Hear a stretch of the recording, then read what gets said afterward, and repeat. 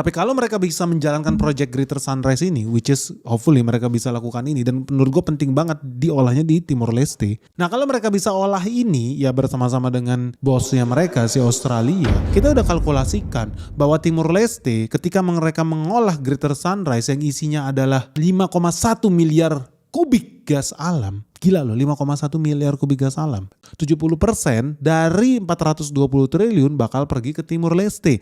Artinya Timor Leste bakal kebagian cuan senilai 294 triliun. Jadi mereka bisa buying time nih, masih ada nyawa nih buat Timor Leste memperpanjang nyawa mereka. Tapi kalau mereka bisa menjalankan project Greater Sunrise ini, which is hopefully mereka bisa lakukan ini, dan menurut gue penting banget diolahnya di Timor Leste. Jadi lebih baik Timor Leste dapat bagian yang lebih kecil lah, cuma 70%, Australia 30%. Kenapa? Karena economic efeknya jauh lebih besar. Menurut gua jauh lebih bijaksana kalau Timor Leste hilirisasinya dilakukan di Timor Leste sendiri. Even mereka bagiannya kecil cuma 70%. Tapi 70% itu udah setara 294 triliun. Nah kalau Greater Sunrise ini jalan, artinya nyawanya Timor Leste akan diperpanjang 7 tahun. Jalankan project Sunrise ini dengan baik. 2033 collapse-nya mundur jadi tahun 2040. Jadi 7 tahun lagi collapse.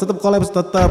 Makanya buat teman-teman di Timor Leste lu harus bijaksana. Ketika lu diterima duit dari Australia, Greater Sunrise ini jangan lu buang buat beli Rolls Royce baru atau korupsi lagi, enggak. Lu harus buka usaha baru. Dan penting buat teman-teman negosiasi dengan Australia untuk melakukan hilirisasinya di tanah Timor Leste. Karena dengan dilakukan hilirisasi, diolah gasnya itu di Timor Leste, pasti di situ ada penciptaan pabrik, ada penciptaan lapangan kerja, ada lowongan kerja buat orang-orang Timor Leste, dan mereka bisa naik kelas, naik level dari segi otak, dari segi skill. Ujung-ujungnya ada apa? Ada transfer skill. Nah inilah peluang buat Timor Leste untuk menjadi superpower dengan skill SDM-nya di bidang apa? Oil and gas. Jadi penting buat mereka negosiasi supaya dilakukan onshore di buminya Timor Leste mengolah cadangan migas ini. Jadi bukan cuma level buruh nanti yang naik kelas, tapi kan banyak orang Timor Leste yang di hire jadi operator, jadi teknisi, jadi project manager, dan ujung-ujungnya pasti hidup perekonomian di Timor Leste. Mereka kan butuh warung,